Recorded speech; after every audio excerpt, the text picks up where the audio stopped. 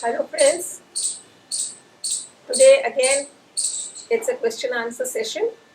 So शुरू करते हैं।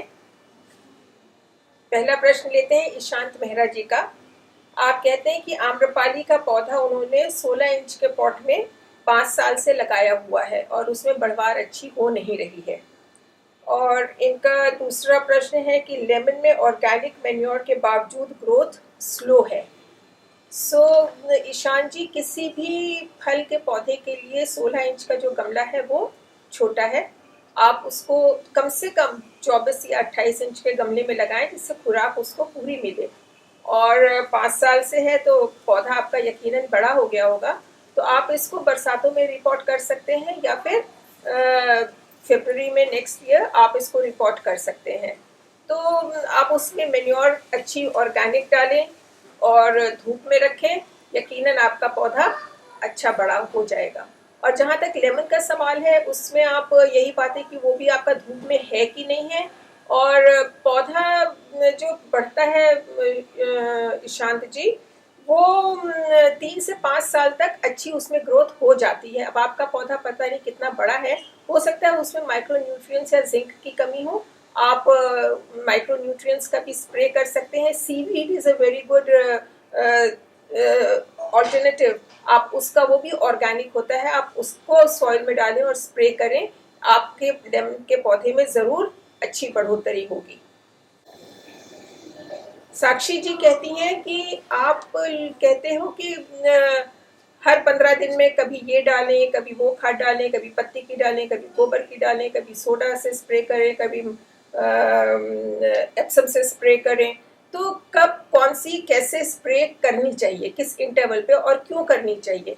तो साक्षी जी, ऐसा है कि प्लांट की ग्रोथ के हिसाब से उसको खुराक देनी होती है। जस्ट जैसे आप अपने जीवन में लीजिए, जब हम लोग बच्चे होते हैं, एकदम इन्फेंट्स होते हैं, तो उसकी जो डोजेज होती है, उसका जो खाना होता है, उसकी जो खुराक होती है, वो बिल्कुल अलग होती है। और जब वो उसके ग्रोथ का पीरियड होता है तो उसको हम लोग ज़्यादा न्यूट्रिशन और पौष्टिक आहार देते हैं। और जब वो बड़ा हो जाता है तो जिस तरह की उसकी एक्टिविटी है उस तरह से उसको भोजन दिया जाता है। एक प्रेग्नेंट माँ को अलग तरह का भोजन दिया जाता है। अब आप इसको पेड़ों के संदर्भ में यूँ समझिए कि जब आप एक छोटा पौधा लगाते हैं तो अगर आप उसमें खुराक भर देंगे तो वो कैसे पनपेगा? खराब हो जाएगा, जल जाएगा। उसके लिए इतनी न्यूट्रिशन की ज़रूरत नहीं है। और दूसरी बात, हम लोग एक गलती ये करते हैं कि पौधे के साइज के हिसाब से पॉट का साइज होना चाहिए, क्योंकि अगर आप छोटा पौधा एक बड़े गमले में लगा देंगे तो वही बात की उसको उतनी खुराक की जरूरत नहीं है, वो उसमें खो जाएगा, मर जाएगा। आपने जो इतनी मेहनत की है खाद बनाने में वो बेकार जाएगी। तो पॉट, उसके गमले, जो गमले का साइज है, पॉट का साइज है, वो पौधे के अनुपात में ही होना चाहिए कि आपका पौधा कितना बड़ा है।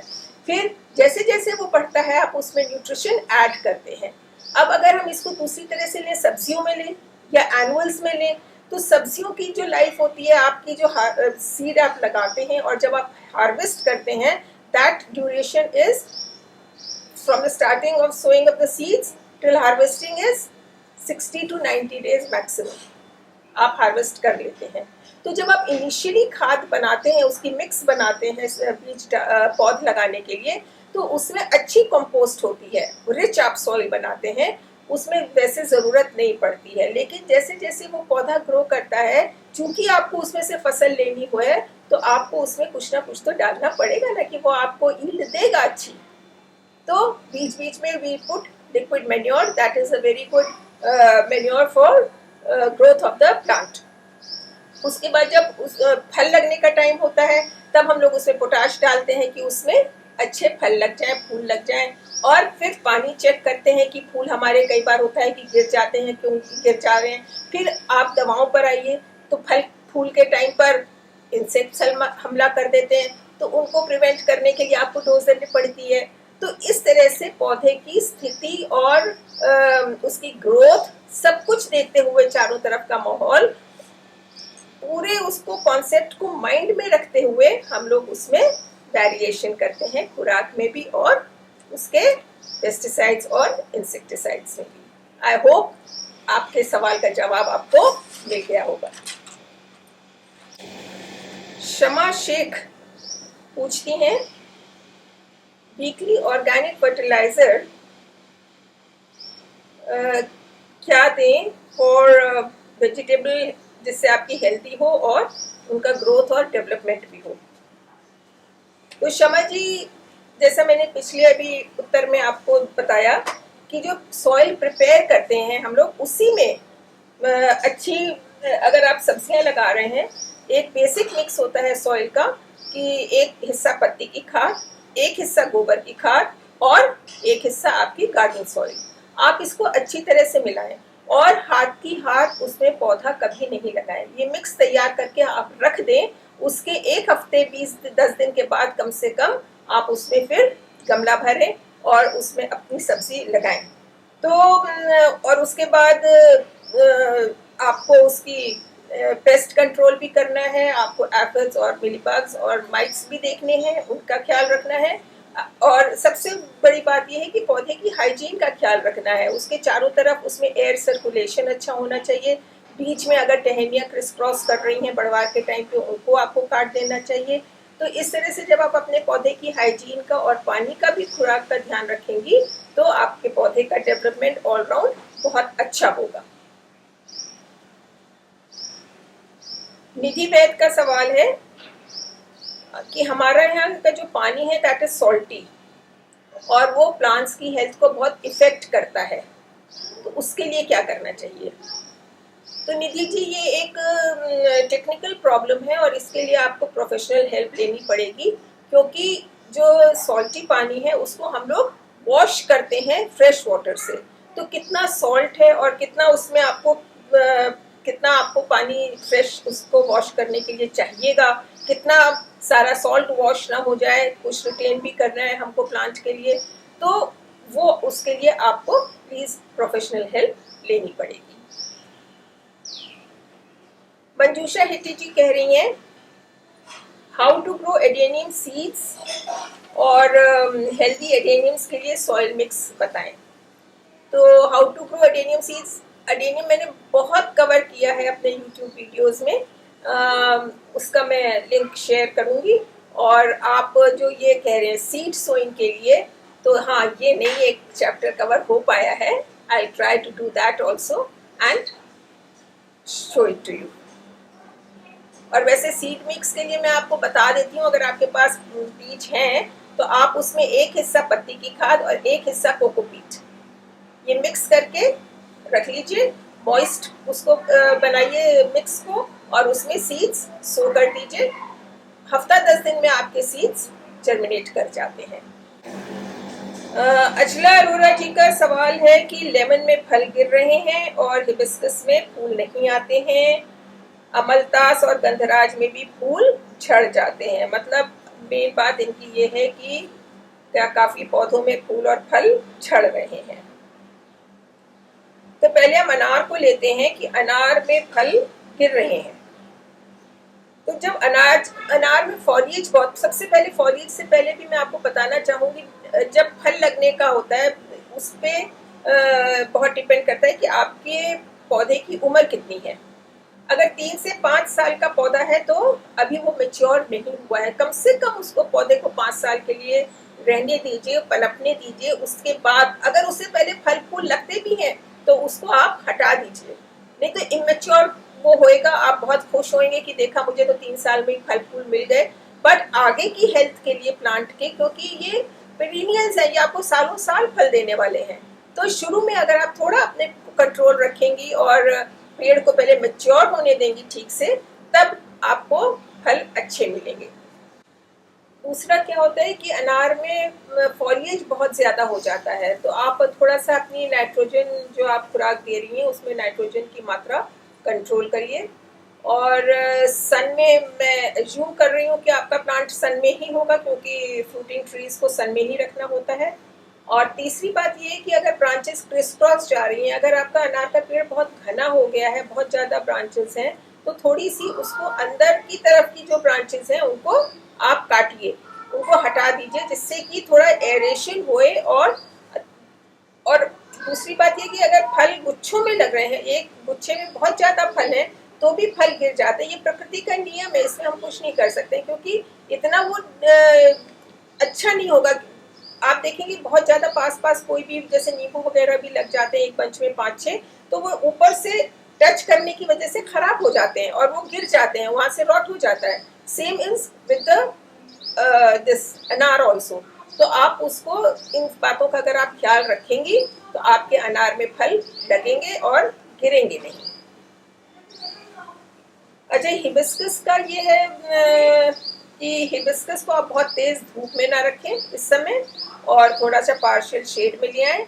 पानी का ध्यान रखें, नमी बना के रखें, और ज्यादा पानी ना दें, और उसमें ड्रेनेज का ध्यान रखें। कोई विशेष उसमें हिबिस्कस में ऐसी प्रॉब्लम है नहीं। आप ये देख लें कोई उसमें एफिड वगैरह तो नहीं लगा है, यकीनन फूल आएंगे। पानी का और थोड़ा सा तेज धूप में से उसको हटा के सेमी शेड में ले आए। और अगर पानी कम है कि ज्यादा है, आप देख के आपका ड्रेनेज होल से पता लग रहा होगा। नहीं तो अगर ऊपर की पत्तियां आपके पेड़ पे पीली पड़ रही हैं तो इसके माने पानी आपका कम जा रहा है पौधे में। नीचे तक जड़ें जो है वो पूरी गीली नहीं हो रही हैं। और अगर पेड़ पौधे में बीच की पत्तियां पीली पड़ रही हैं, इसके माने पानी ज्यादा है। तो ये दोनों भी आप चेक कर सकते हैं अपने पेड़ को देखकर कि आपका पानी कम है कि ज्यादा है। और उसमें आप थोड़ी सीवीड जो ऑर्गेनिक वो है, न्यूट्रिशन है, उसकी भी एक डोज आप डाल दीजिए। और कंटेनर साइज का भी ध्यान रखिए कि आपका कंटेनर जो है वो बहुत बड़ा ना हो, थोड़ा ब्रॉड हो लेकिन गहरा ज्यादा ना हो। हिबिस्कस थोड़ा सा छोटे कंटेनर में हमको लगाना चाहिए। साक्षी बंसल जी ने एक और सवाल पूछा है कि क्या एप्सम सॉल्ट की एक्सपायरी होती है। साक्षी जी, किसी भी सॉल्ट की एक्सपायरी नहीं होती है। हाँ, उसको धूप में ना रखें। इन चीज़ों को हम लोग थोड़ा सा शेड में रखते हैं। हमेशा मेडिसिन के ऊपर और सॉल्ट्स के ऊपर आप देखते हैं लिखा होता है keep it in a cool dry place, so adhere by that instruction. And अगर वो जम जाता है, कई बार अगर उसमें मॉइस्चर चला जाए तो वो थोड़ा सा सॉलिडिफाई हो जाता है, you just break it and use it. कोई उसमें एक्सपायरी एप्सम की नहीं होती है। अगला प्रश्न है स्वयं ओबरॉय जी का। वो कहते हैं मैंने जाड़ों में सकुलेंट खरीदे हैं। इनका सॉइल मिक्स मैंने सिंडर, बोनमील, नीम खली और बैविस्टील से बनाया है। जून की गर्मी से इनको मैं कैसे बचाऊं?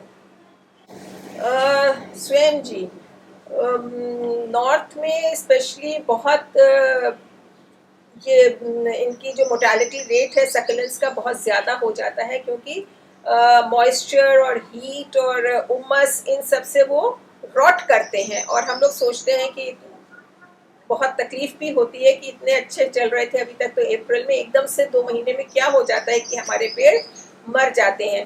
तो आप इनको किसी छांदार जगह में ले आए, और जहाँ आपके ग्रीन्स रखे हैं, जहाँ पे आपके इंडोर प्लांट्स रखे हैं, नेट के नीचे अगर व्हाइट नेट आप लगा सकें तो बहुत अच्छा है।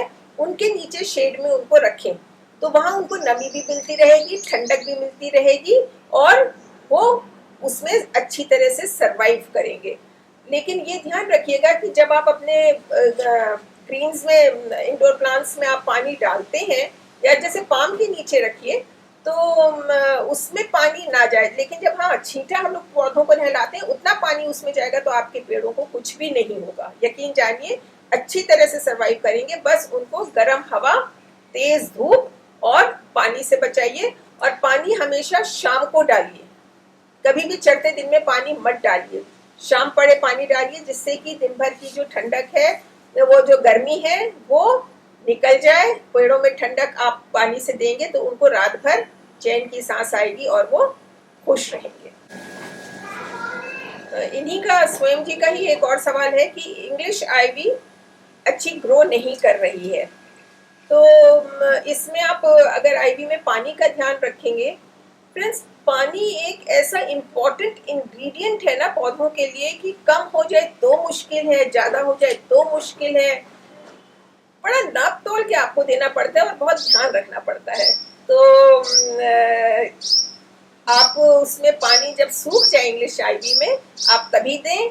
और किसी ऐसी जगह पे रखें, जैसे आपने ये सकलेंस रखे, आप ये देखिए ना वो पौधा आपका, आप बेसिक उसकी तह में जाइए कि वो पौधा किस एरिया को बिलोंग करता है, किस नेटिव को बिलोंग करता है, कहाँ से वो आया है। अगर आप इन बातों का इनिशियली ध्यान रखेंगे तो आप उसको वैसा वातावरण देने की कोशिश करिए। आईवी कहाँ से आता है? ज्यादातर हिली एरियाज से आता है। तो हिली एरियाज का आप उसको अगर क्लाइमेट दे सकते हैं, कहाँ मिलेगा? वही पेड़ों के नीचे, छांव में, ठंडक में, नमी में, तो वो बहुत अच्छा चलेगा। So when you get a plant from the nursery, तभी आप देखिए कि आप उसको वैसा वातावरण दे पाएंगे कि नहीं दे पाएंगे, नहीं तो आपका पौधा मुश्किल है चलना। तो आईवी का भी वही है, थोड़ा सा पेड़ों की छांव में रखिए, पानी का ध्यान रखिए, कोई दिक्कत नहीं होगी आपको। जी का सवाल है कि lipstick plant, lipstick aglaonema is not growing. थोड़ा सा फिनिकी प्लांट है, थोड़ा सा एटीट्यूड वाला प्लांट है, बहुत ध्यान से इसको रखना पड़ता है। मेरे पास भी हैं, तो बड़ी मुश्किल से, स्पेशली गर्मियों में इस समय उसको बहुत बचा के रखना पड़ता है। कभी मैं क्या करती हूँ, मैं अपनी एक्सपीरियंस से बता रही हूँ कि कभी उसको जैसे रात में मैं बाहर निकाल देती हूँ, ठंडक है अभी इस समय, बहुत ज़्यादा गर्म हवा नहीं चल रही है रात में, तो मैं उसको बाहर रखती हूँ। और जब सवेरे की धूप को ले लेता है 8-9 बजे तक की, then I bring it inside. I don't keep it directly, fan की तेज हवा में हम उसको डायरेक्टली नहीं रखते हैं, और और ऐसे कमरे में रखते हैं या ऐसी जगह में रखते हैं जहाँ पे हवा का सर्कुलेशन होता रहे और लाइट भी आती रहे। ये फैक्टर्स आप ध्यान रखेंगे। पानी का जरूर ध्यान रखिएगा, जब पानी सूख जाए, नमी बनी रहे उसमें, लेकिन जब पानी सूख जाए तभी आप उसमें पानी डालिएगा। और गर्मियों में आप इसको, बहुत ज़्यादा लू जब चलने लगती है मई जून के महीने में, तो आप इसको एसी में भी रख सकते हैं, लेकिन एसी से में रखने के बाद एकदम से निकाल के धूप में या ऐसी जगह नहा रखें जहाँ पे तेज गर्म हवाएं चल रही हों, नहीं तो फिर वो पत्तियां उसकी खराब हो जाएंगी, विदर करने लगेंगी, मुरझा जाएंगी। ये एक फसी प्लांट है और इसकी केयर थोड़ी सी डाइसी है, थोड़ा सा आप मेहनत करेंगी, हो सकता है एक आध प्लांट आप लूज करें। You learn by your experience. अगर आप इन बातों का ध्यान रखेंगी तो गॉड फॉरबिड आपका प्लांट नहीं खराब होगा और आप उसको, उसकी ब्यूटी को एंजॉय करेंगे। सो फ्रेंड्स, अपने प्रश्न आप भेजते रहिए, और आपको वो तो पता ही है कि हैशटैग आस्क ईला शर्मा में आप अपने प्रश्न भेजेंगे। और अगर आपको ये प्रश्न उत्तर सेशन वेडनेसडे को होता है, ये तो याद हो ही गया होगा, हर वेडनेसडे को हम लोग इसको लेंगे, आपके प्रश्नों का उत्तर। आप प्लीज़ चैनल को लाइक करिए, शेयर करिए और सब्सक्राइब भी करिए। Thank you.